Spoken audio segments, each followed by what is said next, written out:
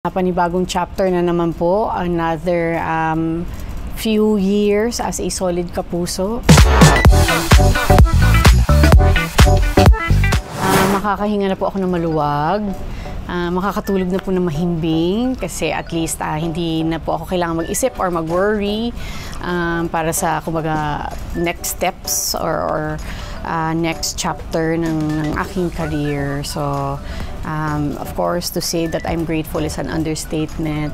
Aminin ko na kinabahan din po ako at napaisip talaga ng mabuti, but at least ito na nga wala na pong mas assuring pa than today, the renewal. I just renewed my GMA contract this morning. What a great start, not just to this day, not just to this week, but for the year. Panibagong chapter na naman po, another few years as a solid kapuso.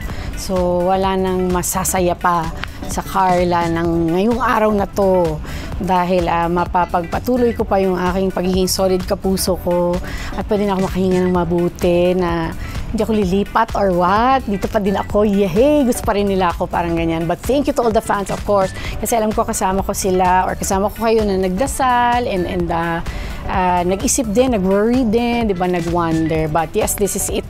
At tulad ng sabi ko earlier during our contract signing, I will continue doing my best para hindi naman sila ma-disappoint at kayo ma-disappoint para magaganda pa rin ang ating mga roles, performances, and projects. So sana kasama ko pa rin kayo in the next few years.